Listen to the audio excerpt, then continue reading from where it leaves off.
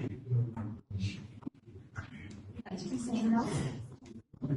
morning, respected guests, Dean Sir, faculty members, and my fellow officer trainees. It is an honor to introduce Dr. Bhattacharya Sir. He is a leading expert in technology and policy. He is the president of C-DEP.org and represents Asia, Australia, and the Pacific Islands on the CC and SO councils under ICANN. Dr. Bhattacharya has an impressive career. He has led the Center for the Fourth Industrial Revolution of the World Economic Forum in India and is the founder of the Center for Digital Economy Policy Research. He is the author of many books, with his first book launched by former President Dr. APJ Abdul Kalam. He is also credited with introducing terms like digital colonization and technological sovereignty. Let us warmly welcome Dr. Bhattacharya to share his knowledge with us. Sir, the floor is all yours. Thank you so much.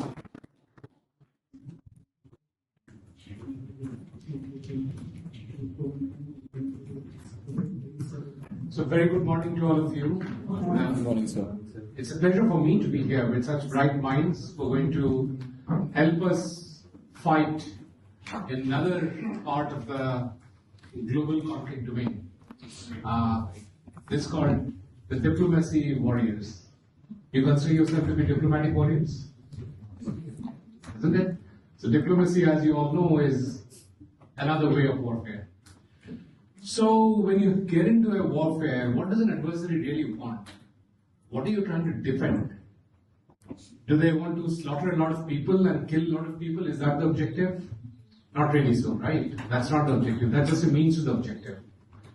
The objective is to enrich themselves, isn't it? You want more in terms of wealth. So you enrich yourself by taking away wealth, but also, so wealth is one way, right? You loot and you scoot, which used to happen in India for a long time. There will be raiders coming in from the northwestern side, raid and loot and leave. But there was another set of people who would come in and stay and continuously ensure that wealth is generated through the subjugated people.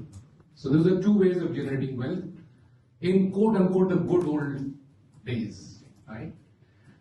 So war continues to be fought on all fronts that lead to this wealth generation. So that was then.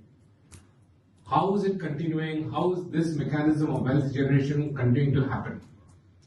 For that, we need to understand what really is wealth. What is wealth? Anyone? What do you think is wealth? Is it the lab-grown data which is wealth? Is it gold which is wealth? Any guesses? Is it the US dollar, currency, crypto? Whatever. So, obviously material wealth is captured in certain commodities like gold, jewelry, precious stones. These are commodities, right? But really, what do you do with them? How do you really enhance your way of life? You enhance your way of life if you are able to consume more and you're able to get more services, and that happens through technology.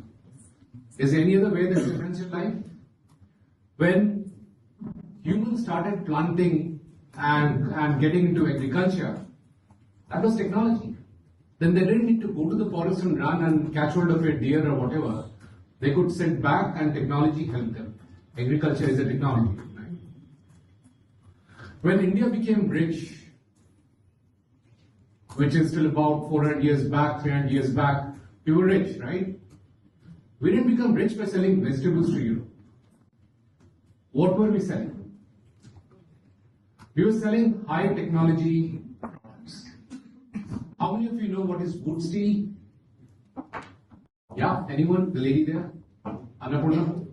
Good morning, sir. So it was during Tipu Sultan's time, it was used for, so I'm not sure the arms were. Yes, good. Amritanshu? So wood steel was a higher form of steel gradient which was more sharper than the normal steel because of more carbon content around the edges. So it was cut better. And it is also famed to be the base material for the famous Damascus steel as well. Absolutely correct. Absolutely correct. So both of you are right. So it was not Tipu Sultan, but from southern India and Sri Lanka. And wood's word itself is based on the Tamil word. And it was the basis of what's called Damascus steel or Damascus sword. It was almost like if you go and buy a weapon, if there was no wood steel inside it, it's not worth it.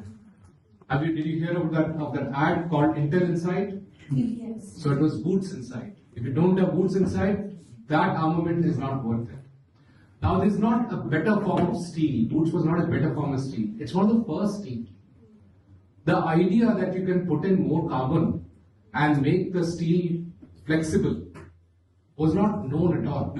Right till the 19th century, scientists were scratching their head to figure out what was boot steel and how was it made and why did the blades become that flexible. Basically, if the blade is not flexible and you fight in the war, your sword breaks. You've heard of that, swords breaking down? Because they were not flexible. They could not take the stress of the strain of the warfare. How many of you have heard of Kalaripatti? I've seen the whip sword. That whip sword was possible only because there was wood steel. You have seen that whip, have you seen such whip sword anywhere else in the world? Because technologically it's not possible. So when there is technology, layers and layers of industry, culture, life gets built on top of it. Kalaripatti is an excellent example of how it got built on the technology of wood steel, both coming from southern India. Sugar manufacturing. So sugar in the crystalline form was, as per archaeological records, was coming from the Harappan times. It was a closely guarded secret. In the 7th century, when Harshvardhan was ruling the northern parts of India, the Tang dynasty wanted to get the technology from him. For a long time, for a couple of decades they tried to do that. Finally, the British took that technology from the Zarawar mines, which is the zinc mines, and then went ahead and patented it. So about 200 years later, when Hindustan Zinc Limited was formed, guess where did they get the technology from, the patented technology from? Back from the British. We're taking it from you. And where did the mining start? Where is Hindustan Zinc Limited? The same Zarawar mines. So you take away the technology and then you're paying back for that stolen technology. Shipbuilding, calculus, trigonometry, I will not go into each one of them. Just a quick time check. How much time would I have? So till your session will be till 12:30. Okay, we have enough time. Then, let me take calculus as one quick example.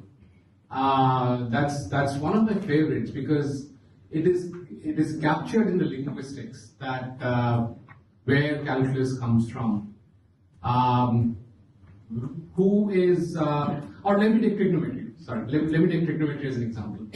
So, where does trigonometry come from? Who created the body of knowledge for trigonometry? What is your... I heard there are 16 engineers here, so at least some of them would know. Essentially, it's a Eurocentric model with a bit of credit being given to Egyptians, and that's that, right? Have you heard of sine and cosine? All of you heard of sine and cosine? That's used in calculus. And sine comes from sinus, right? What is sinus in Latin? Do you remember you getting sinus where pen goes into the pocket here? There's a pocket here under your skull, and pen goes there, you get headache. So that's a sinus, a pocket. A pocket is called sinus in Latin. So what does pocket have to do with calculus? Oh, sorry, with trigonometry. Why call it a pocket? So when Aryabhatta was putting together the tables for sine and cosine, a chord is called the jiva. And that's a Sanskrit word, jiva. And therefore, the various angles were calculated and they was put into a table, which is now we call it as a sine table and the cosine table. When the Arabs took it, they can't pronounce ba, they pronounce it as ba, jiva. So they took it to Europe, calling it jiva. Now the Europeans were trying to scratch their head and said, what are the Arabs saying? Jiva? Must be Jeva. J. It must be Jeva. So if it's a Jeva, then it's sinus, right? Let's just translate it to Latin and be done with it. It's sinus, and we call it sine, and then the cosine, and that's it. We're done. Trigonometry is done. And we invented it in Europe. The words themselves say where it's coming from. So the key is that a lot of basic technology, which were cutting edge 200 to 300 years back, got taken out. And so what? So what it led to was a system for which we need to redefine what colonization is, which is why I did this redefinition way back in 2005. Then what is colonization? It is disproportionate extraction of economic benefit from an area of influence through manipulation of the rules of engagement through either force or deceit. You guys agree with it? You all agree with it? Yeah? That's what colonization is. It's not somebody coming and ruling you and so on and so forth, right? Whichever way I can extract disproportionate value out of you because you don't have a say in the rules of engagement. That's colonization. When Jhansi Ki Rani was fighting, what was the rule she was fighting against? The doctrine of lapse, right? And she violated the doctrine of lapse. How dare she? She said her adopted son will become the king. How dare she violate the rule of law? Whose rule was it? Who gave that rule? Was it us? Was it Rani of Jhansi who created the rule? Was it the Jhansi people create that rule? No. Somebody else's rule. Does that resonate with you? Rule taker, rule giver? You have heard your minister talking about it? So that's the basis for this. We were not the rule takers then. We were not the rule makers then. We were not the rule makers now either. That puts us in a significantly disadvantageous situation. And so what were the kinds of colonization? Within the society, there was colonization where you would have, like in India, the higher caste or higher segment dominating and extracting disproportionate value from the lower caste. Same in Britain, the ruling class, the lords would extract money from the rest of the classes. Same in Russia, same in Indonesia, same in Japan. Be it anywhere in the world, that was what the classification of society was. You would have the higher classes extracting disproportionate benefit from the lower classes. And when you've done enough of that and your appetite has not been satisfied, what do? You look up and say, where else can I replicate this model? Now I want to dominate other ruling classes in other societies. So then you get into the classical politico-military colonization, which is what we normally call as colonization. But the colonization is applicable for everything, right down to technological colonization, which shows up in the form of trade regulations, which shows up in the form of technology denial, which shows up in the form of export tax on the raw material, which leads to technology creation, or banning of raw materials being exported, which is what we are seeing with which country, which is the critical raw materials which is being stopped by a country which is important for electronics. China, right? Gallium and arsenic. So the three critical minerals are being stopped by China. Now that's not the first of its kind. That has happened umpteen number of times in the past, and the reverse has also happened. Export taxes were put onto textiles in India so that textiles get completely demolished in India, right? And textile is a highly technologically intensive industry. Some of the technology we have lost. We still don't know how to rebuild the muslin fiber, the whole muslin cloth. We don't know how to build it anymore. We have a bad replica of it going on because that industry was destroyed. Technology, there is certain implications, I'll come to that. But as we speak, because of this background I just talked about, there are phases of what is now being called as neo-colonization, which started by the concept of free trade. Free as long as it's beneficial for me. That's how Burma was taken over under the context of, or the pretext of, that you're not allowing free trade. How can there be free trade when there is no parity in that trade? And we see the mantra of free trade being pulled even till approximately 2024, and now we see slowly the demise of free trade. There is no appellate authority that has been put together for the World Trade Organization, so that whoever wants to now break the WTO regime are free to do that. You're free to exit from free trade now, right? More or less. Obviously, I'm simplifying things, but you get the gist of where we are going. I will have free trade when it suits me. For 200 years, I'll not have free trade when it suits me, and I'll put a 630% duty on products coming from elsewhere. So you remember the President-elect Trump's statement that India is an abuser of trade. Do you remember that? About 2 months back? And so 2 days later, I sent out an article in Economic Times that yes, on the same week that President Trump, at that time he was not elected, but ex-former President Trump talks about India and being an abuser of trade. That same week, US had put in a duty of 630% on an Indian product. 630%. What does that mean? That is that person who was selling that product, that company was selling it at 1/6 the price. Why would anyone do that? If you sell it at 10% lower, you get the market. Why will you sell it at 1/6 the price? And clearly a businessman will not be, or a company will not be out of their mind to do that. Something is wrong with what the US government is doing. In the same week as we count, there were 200 Indian products on which the US government had put in a duty. And on the other side, India had put a duty on only one single US product, and that holds till date, till we speak in this month. And so, who is the abuser of trade?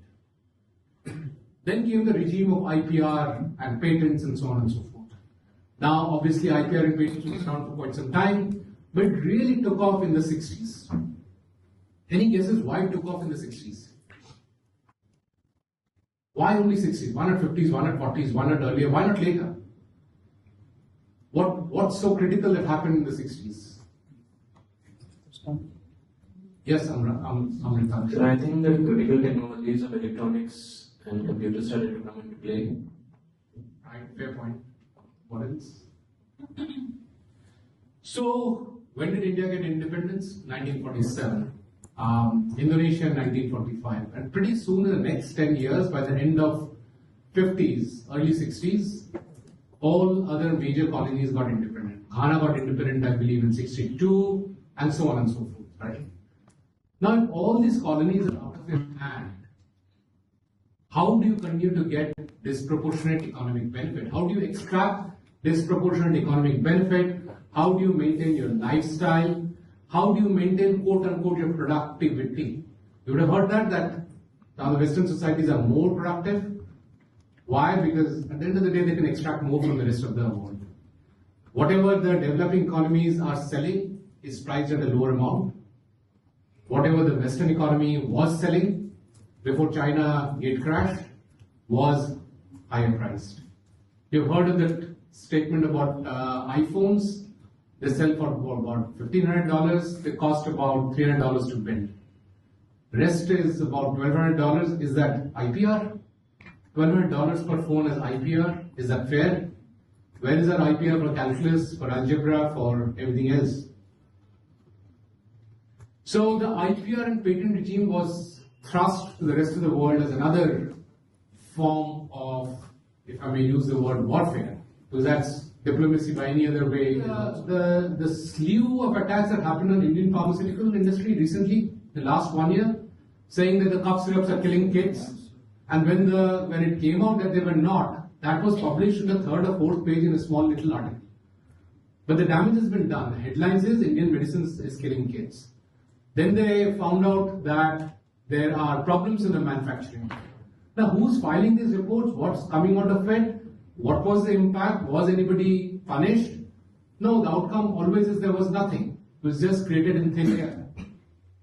Indian medicines, generic medicines being shipped to Africa via Europe, were impounded in Netherlands. They were impounded with the story being that these are fake medicines, because Netherlands defines generics as fake medicine. It's not your medicine. We're not even selling to you. You want to buy expensive medicine, be free. Do that. Kill your people. That's your citizens. But we are helping out another country in Africa. The flight is barely transiting. Do you think Netherlands had the right to stop that medicine? Do you think India should be doing the same as a reciprocal measure? Is that the correct thing to do? Who provided the vaccines for COVID? Which country provided the millions of vaccines for COVID? India. And that time they had it very, without any complaint. The Western world had it. But not just have it, they hoarded it. Canada disposed of 150 million doses of COVID vaccines because they expired. They hoarded them and they've expired. 150 million people killed in the world. Each of those vaccines would have saved people. But no, profits is more important. Disproportionate extraction of economic benefit is the mantra, right? And therefore, this cycle continues. And that's basically what I'm trying to focus on in the talk today. So you see, what kind of IPR we're talking about? You would have heard of the famous war between Apple and Samsung, where Apple filed a multi-billion-dollar, $1.5 billion suit against Samsung. What was the patent on? Rounded edges. Rounded edges. Anything flat with rounded edges is Apple's patent. Brilliant. You need to be an Einstein to create that patent, right? None of us would have thought of that, right? That is the frivolousness of patents. Anything and everything is patented. One of the patents I saw being filed in India from, again, one of the large tech companies is a keyboard having a power off switch. The power off switch has been shifted from the PC to the keyboard. And that is the patent being filed. Do you think that deserves being patented? 80% of the patents are frivolous. The bar is so low. It's being used as a mutually assured distraction. You throw patents at me, I'll throw patents at you, and which is what happened in this case also. So Samsung threw a bunch of patents at Apple saying, you're violating my patents. Now that's a war between Samsung of South Korea and Apple of US. If we create a set of phones in India and we get caught up in this kind of a war, do we have the ammunition to fight back? And the ammunition is essentially patents, relevant patents. Do we have that? Now, thanks to the government, we are filing in patents in few patents in 5G, then in 6G, we are having a major say.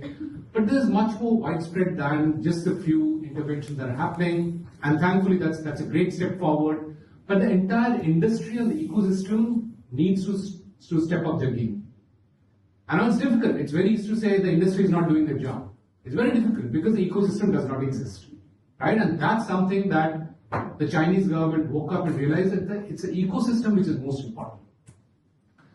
Now, there have also been stories that without patents, no innovation would have happened. Did Jagdish Chandra Bose put a patent on radio when he figured out how to trigger the remote alarm and the remote bomb at Dhaka? He did not put a patent. The two pillars of industrial innovation were what? Isomerization of steel and steam engine. These were two things which powered the industrial revolution, and we suddenly, the Western world took off. Well, who invented the steam engine? And there's a joke around it. Does anybody remember who invented the steam engine? Watt. James Watt, right? Yeah. So the joke is a teacher asks a kid that who invented the steam engine. The kid says Watt, and the teacher says, oh, right, you're the correct answer. His answer is Watt. Now the answer is wrong actually. James Watt was a person who had the ability to patent. He did not invent the steam engine. He picked up the technologies that were floating around and he went ahead and patented it. And then because of his hold in the British government and the British Parliament, he could extend his patent for 30 years. During that time, the steam engine almost died. And that's a graph on the efficiency of the steam engine when the patent was on.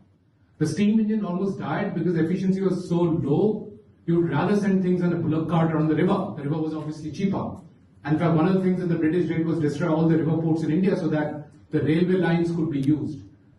In Europe, 40% of cargo it goes on river. In India, we have destroyed all the river ports and we maintained that for 75 years and the river ports won't come back. But coming back to the steam engine, till the time the patent was on and James Watt controlled it, there was no development in steam engine. It did not make sense to carry any goods on the steam engines till the time his patent expired. So all the engineers put together something called the lean engine reporter, and that's where they started putting the ideas freely, and the efficiency of the steam engine went up, and people could really actually use the steam engine for something sensible. So this concept that patents has led to innovation does not completely hold true. And then brings us to the whole issue of when you cut people off from the trajectory of technology, what happens? India is now spending billions of dollars trying to rebuild our shipbuilding industry, right? Where are we in shipbuilding? Absolutely nowhere. Very, very minuscule, negligible, compared to a time when we were dominating shipping. To the extent that in 1813, the UK legislative assembly passed a law saying any goods, any ship which is above 500 tons will not be allowed to carry any goods between Europe and India. And if they do, there was an extra tax that was being put, even if it's a British flagged ship. If it's manufactured in India ship, there was an extra tax that was being put in. And why did that happen? Because the shipwrights went to the king and said, when your Royal Navy will look for repairs and help and ships, you won't find us around. We will die of starvation by that time, but even you will suffer. And so this legislation of 1813 was the first British Atmanirbhar legislation. They wanted to have Atmanirbharta in Britain, so they said, fine, we'll use lower quality, smaller British ships to transport. And this is all, by the way, captured in the archives of British Parliament, fortunately available online, so you can all Google it, go to the actual legislation and the debate that happened, and these are kind of verbatim words. And why 500 tons? Because above 500 tons, the British had no clue how to build them. Above, and India was building 1,000 tons plus ships, which were cheaper, which lasted much longer. Their cost of operation was much lower, cost of maintenance was much lower. It was a no-brainer to buy the Indian ships. Surat and Bengal were booming shipbuilding entities. After 1813, Surat took a hit. And that wasn't enough. 1814, they came out with a new regulation that Indian ships cannot be used in the transatlantic trade. And why was that critical? Because the trade that was happening in transatlantic was pick up slaves from West Africa, dump them in US, pick up gold from US, take them to Britain, dump the gold, come back to West Africa, pick up more quote-unquote cargo, which is basically slaves. Now, bigger the ship, more quote-unquote cargo you can pick up and then take them. So the Indian ships were very good because they were bigger, larger, better, more. Unfortunately, I'll repeat the word cargo being picked up, which is against everything that humanity stands for, and they were shipped to America. Now that was huge trade, and again, the British legislature stepped in and said only British ships will be used no matter what. They're bad, poor, and that led to many more slaves dying on the way because their ships were really pathetic. And that was when the Indian shipbuilding got completely and truly demolished. So when the iron shipbuilding phase came, a decade or 2 decades later, there was no Indian shipbuilding around. So if you cut off the evolution of technology and the evolution of industry, you will not be able to suddenly get into the next phase of that technology and industry. And that is what has happened to this country and to many other countries. So a quick comparison between now and then, so agreements were signed under innocuous pretext and were touted as treaties. Do you know what was given in exchange of Manhattan, the most expensive piece of real estate in the world? Any guesses what was given in exchange of Manhattan where New York is? Some pieces of red cloth. And the tribes were asked to sign. They had no concept of what is a contract, what is signing, and so on. It became therefore illegal. It's not legal by today's standard because unless you understand, it should be consent should be given only based on the understanding. If you don't understand, which we all do, we do the click-wrap agreement in your various apps and websites. You do a click-wrap and you don't read the 20 pages of the law over there or the contract over there. So that is again really not a consent by today's standards of the law. But at that time, a set of red cloth was given and Manhattan was taken over. Now, why am I coming to that? Generals of the army were paid off. Some people from the colonies were co-opted into the system. We remember the term Brown Sahib, right? And in all cases, the local economy suffered immensely. What's happening now? Similar things. We were made to sign the TRIPS agreement. We were made to sign the ITA, the Information Technology Agreement. And then there was a gun put on our head to sign the Information Technology Agreement Part 2. Unfortunately, we didn't.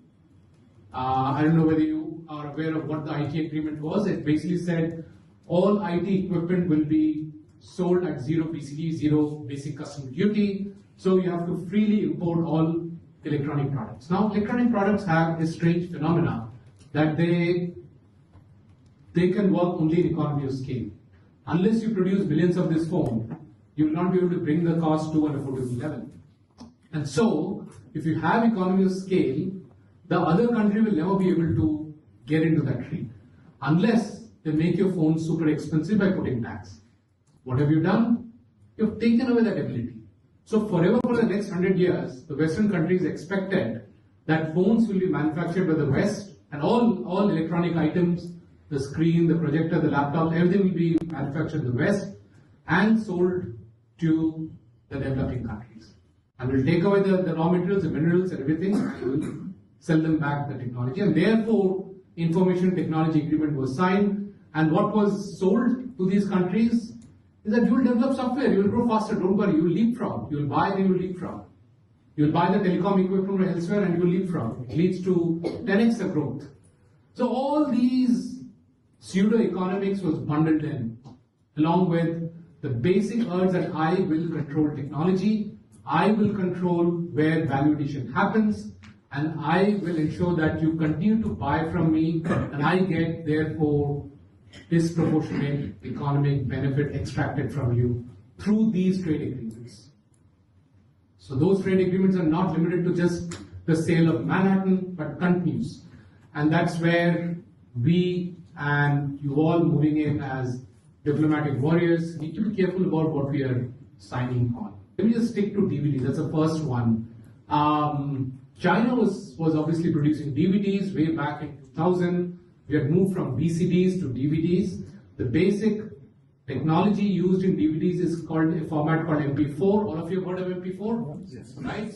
Free open format, free software, right? Well, guess what? It is not. So when they started manufacturing, nobody stepped in. When they crossed about 1 million units, then a company from Japan and a company from Netherlands stepped in and said, between us, we've got 550 patents on MP4. Typically, if you go to the institute next door, which is IIT, any first year, second year student can build you the relevant software around MP4, assuming it's open source. It wasn't. It was a standard created, and then there were 550 patents around it. 550 patents, and you're calling it as a free world, free trade, free everything. What is free world? What was the contribution of either of them? Now, China at that point in time was trying to get into WTO and be in the good books of the rest of the world, because that was a bigger game China was looking at. So they allowed this sacrifice to happen. They forced their DVD manufacturers to start paying the royalty. How much was the royalty? It was $20. Now $20 in a standalone doesn't make any sense. So $20 based on what? At that time, the DVDs were selling for about $100 to $120 in Walmart. This I'm talking about 1999, 2000. I think many of you might not have been born by that time, but those who have been traveling around will know that at that time it was $100, $120 because you would buy from US and then bring it home. In the next few years, it crashed to $40. That was the price of a DVD player in Walmart. So which means you're paying $20 for the royalty, that's gone. Your cost of production was about $18. Your cost of transportation and so on was about $1 or about $1. Your profits was about $1. So you are putting your blood and sweat and all the capital and taking the risk and producing the DVD players, and $20 is siphoned out by somebody else because they said that they have a patent on it. So one of the ways I used to try and explain this way back in 2004, 2005 was that if Edmund Hillary went up the hill, which is Mount Everest, he was the first one to go up, right? So he'll put in a check post every 1 kilometer, a chungi, right? He'll put in a check post and say, now everybody else who comes up this hill has to pay me a tax because I was the first one to go up the hill. How does it make any sense? I also have a bunch of patents, right? Right from 2000 onwards, bunch of patents in US, bunch of patents in India. I could put those patents because I was ahead in the technology. I could see more than others could.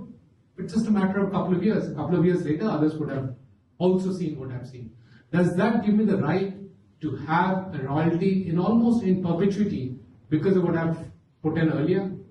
Shouldn't I also be working every day to earn more, to earn my living? Or should I just put a patent and then sit back and let the slaves in China work or the slaves in India work and so on and so forth?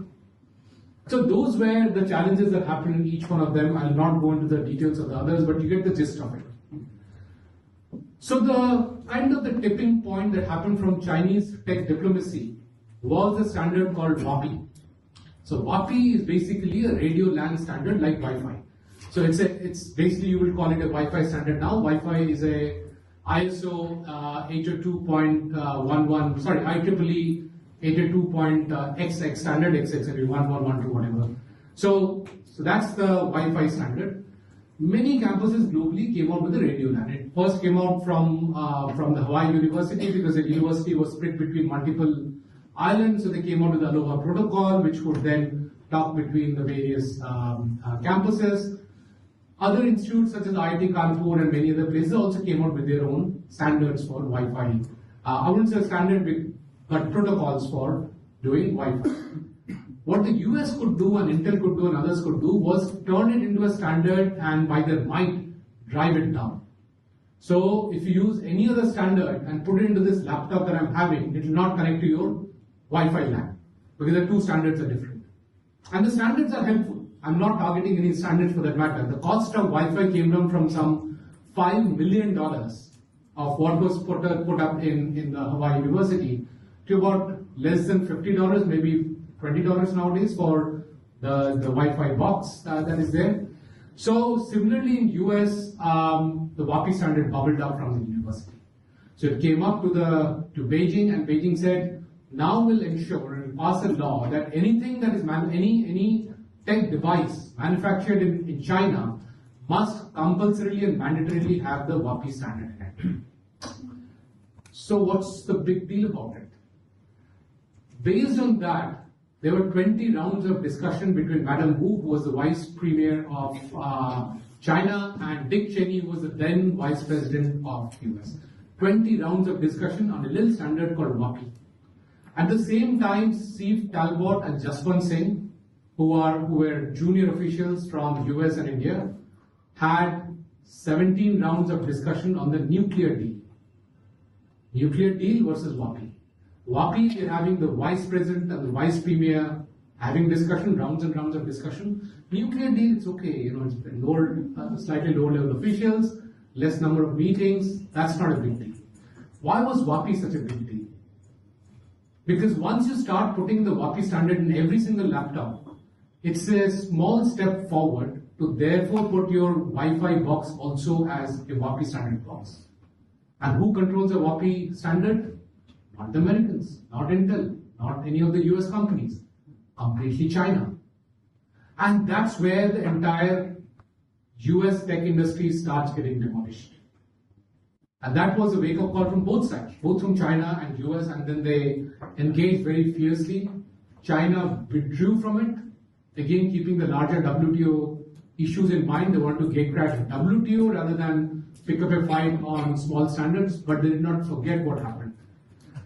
And therefore, 15 years later, would anybody debate, and it's 20 years now because there's a much older presentation, I would say 20 years, he wrote the Riot Act for them, saying that, look, there's nobody in India, including me, who can help you out. We're on your own, so please don't waste your time going around in India trying to find out who can help you.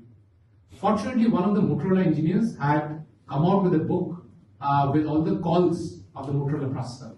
So calls is like, if it's 11001, that means fetch or make, and it's a low-level language thing. So they took that book, reverse engineered it, put it on the breadboard, and the processor was there on a breadboard. So they went back to the government and said, look, now we have the processor, please give us the next set of funds so that we can go to Taiwan and put it on silicon. Government of India at that time said, hey, don't worry, because Motorola has now agreed to give the processor. I think Motorola would have figured out that C-DEP has done this development, so they will give the processor, so don't worry, let's not waste any money. So obviously, Government of India has higher wisdom, has got higher visibility, so in their complete knowledge, they would have taken that step. So be it. So C-DEP researchers therefore said, look, it took us a lot of effort, and we know that this knowledge does not exist in India. Can we therefore take your permission to give it freely to the universities in India so that the next generation can learn about how to put together a microprocessor? By the way, if you buy the book on microprocessors, you don't learn about microprocessors. It's only about theory. You can't really build a microprocessor using the books that are taught. How many of you are electronic engineers, electrical engineers? Have you done courses on microprocessor? Do you think you can build anything near a microprocessor? You know what those books are, right? So this is different we're talking about. This is technology with people who can back it up, who can then evolve. And technology is again not what you put in a book. Technology is people, processes, and money coming in so that you can build the next iron ship. Or in this case, the next processor, right? If you don't have it, if you cut it off, and you don't have technology. You don't say that this person, whatever, Annapurna knows how to build processor. That is not technology. Does she know how to sell it? Does she got market access? Even if she's got the best of processor, it doesn't matter. So that is what technology is, and we didn't have it. And the response from the then government of India was that, and verbatim, is that we don't know who owns Taj Mahal. Can we give away the Taj Mahal? So we can't let you share it with other universities. This is extremely confidential. We'll lock it up, put it into the closet. That was the end of one of our efforts, and we were one of the first in the world after US to be able to really get this technology.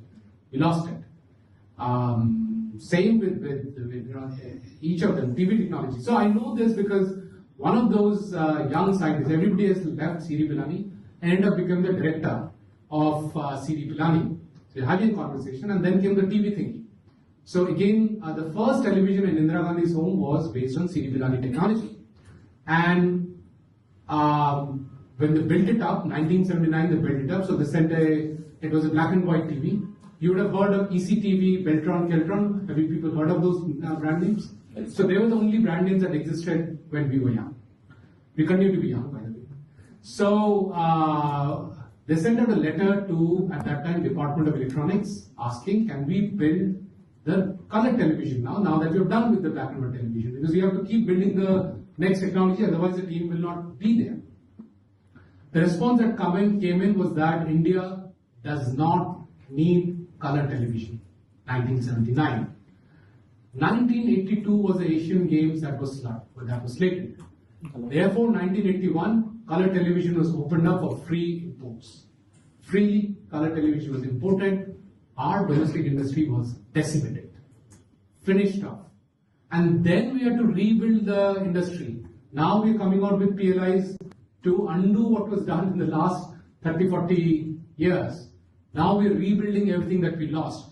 We were cutting edge in those years, and we did not allow those industries to move forward and flourish. And by the way, so this person, the director then went back, this I'm talking about 2009, he went back, looked at the archives to check what was the money that was being asked for. It is 1,09,000 rupees. And in today's value, it would be what? Maybe 1 crore, let's say.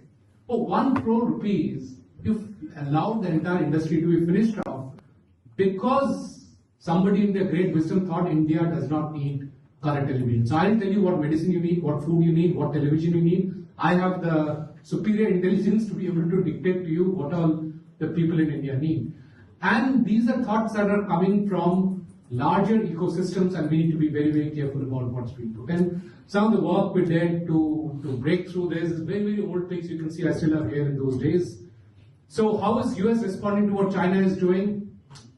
Trump reconstituted the President's Council of the PCAST, essentially Council of Advisors on Science and Technology. And by the way, whether it's Obama or Trump, doesn't matter. Which president comes in doesn't matter. The whole juggernaut of US technology and their focus on the control of technology carries on since 1799. What happened in 1799 was Alexander Hamilton came out with a report on manufacture. So at that time, obviously US was an agrarian economy, slave-driven agrarian economy, and they looked at Europe and saw the shining manufacturing. That was like the big dot-com happening in Europe. So Alexander Hamilton came out with a report that US must also get into manufacturing. That's the next big thing. And they didn't get into it by setting up PSUs. They got into it by pushing their private sector out. But with the control of the government. Some of the misunderstanding, the misconception we have is US is laissez-faire. Just let the industry do what they want to do. No. There is a drumbeat from the government which pushes the industry towards a certain direction. So in the next few centuries, they got into railways, they got into Morse code, into telegraph, right up to semiconductors. Every time the US government takes a view, pushes the industry in a certain direction, and ensures that the next generation of technology is dominated by them, till the party was crashed by China. So there is no EV industry worth talking about in US which caters to the larger segment. Obviously there is Tesla and many more. So it's an extreme statement legislation. The DPDP Act, the multiple other acts that we are passing, where the extant digital platforms must adhere to. But they're not. Preliminarily they are passing the buck. They're saying, oh, we are not incorporated India. The platform is run by somebody else. We are only the sales entity. These two companies are different. You can't hold our CEO. He's not responsible. Oh, we don't have a CEO, by the way. Do what you want to do. There's no key man of the entity in this country. So legislations have come in to protect that. But unless we have our own ecosystems in place, a very good example is we were nowhere in phone manufacturing. Remember? Now, by 2016, the prediction was that our electronics import bill will cross our oil import bill, which was substantial, right? So all alarm bells went off. And then what the Indian government did was come in with a series of steps wherein they said, fine, the phones are under ITA. Remember, I talked about ITA 1, so zero BCD. And any phone that we manufacture will be more expensive because we won't have the economy of scale. So the government came in and put in BCD on smartphones, saying ITA 1, when it was created, there was no smartphone. So this phone and that phone is different, right? The two are not the same. And knowing fully well that this argument will not fly. It did not fly. It fell in national courts. And therefore, what is the next step, which the Indian government was well aware of? Take it to the Arbitration Council of WTO. Why? Any idea why it was taken to the Arbitration Council of WTO? This won't have enough judges. Sorry? Dysfunction. It's dysfunction. US did not allow the appointment of the arbitration committee because they want to escape the WTO. So we took advantage of it. And so we are now the second biggest manufacturer of smartphones in the world. iPhone itself, there's $9 billion worth of iPhones being exported by Apple in the last 9 months alone, not the entire year. Right? So this is the regulatory, and as and when the arbitration council will be set up, India will lose. So be it, by the time we have the economy of scale. Now we are on the other side. Now we want ITA. Right now that we are manufacturing at scale. So we need to figure out what we need to do. And brilliant question, Amritanshu. These are kind of innovative diplomatic mechanism that needs to be used to create the space that is needed to continue to operate in a rule-based, so-called rule-based world, while generating our own industries. Yeah. Sir, with respect to CBAM, we can't have greener supply chains in the short term. So how do you see the future of CBAM? Maybe if it works out, maybe more Western countries will go for it. So how will we survive and how will we export in such a regime? So urgent steps are being taken. So you've heard of the Bharat nuclear generator, right? The small nuclear generators. They are being targeted for this one, to provide energy to the steel industry and so on and so forth, so that they can start exporting. Now cost will go up. Somebody has to pay that cost. So Europeans should pay that cost, and the cost of living should go up, rightly so. But those are steps we are taking. In the meantime, we will lose market share. If we don't have green steel and other green commodities, green aluminium and so on, we will lose market share. So, which is why there is a parallel focus on green hydrogen, right? So green hydrogen and nuclear do not lead to any carbon, any greenhouse gas emissions. And so that's what's being looked at to create these products and sell them in Europe. The good part of it also is that if we are forced to do it and we do it, we will be the only ones who will be creating such large number of small reactors. See, a last reactor that was built in US was 1970s, early 1970s. So the youngest person would have been, about 24 years old who built that reactor. That person will be, 30, 40, 50, 50, 60, 70, 80 years old now. Not available. And so where will the technology exist for building small reactors? India. So it's great. We must see both sides of it, and then we should pick that up and push it down everybody else's throat. If we are able to create green steel, then we must make sure that no non-green steel comes into India and stop these steel imports happening and build enough capacities. So not every rule we should look at it in a way where we are on the receiving side. You look at the Korea-India FTA. It's an FTA that's killing us. But the question is that when that FTA was signed and all goods were put into it by one of our economists, Prime Minister, Korea was not exporting all of those goods to India. But right after that agreement was signed up, suddenly Korea started manufacturing all of it. They set up fresh plant just to supply to India. Right? So why didn't we set up those plants? Every regulation is both sides. No, it's free trade. So as long as they can sell, we can also sell. Why did we not finish them off? So it needs to be looked at both sides. It's an opportunity, but keeping in mind that it was also conceived as a way of keeping the developing countries under check. But as you see, every single attempt of theirs, ISO 9000, IPR, TRIPS, has failed. Their intent was to contain the growth and the rise of the old economies, which is India, China, and others. Those old economies are not under check. They are growing. They will grow. The question is by when, but we will be dominant. And these attempts will keep failing. Any other questions? Great, we can close the discussion. Thank you so much. It was wonderful talking to you.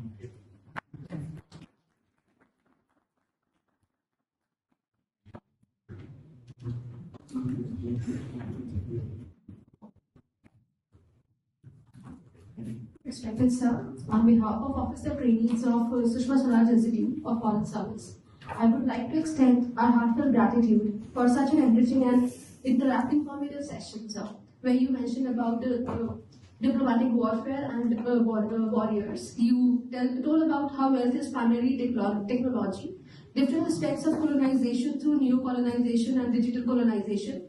You also mentioned about current stage of technology wars that are going on. We really appreciate your time, expertise, and generosity in sharing your knowledge with us. Thank you, sir.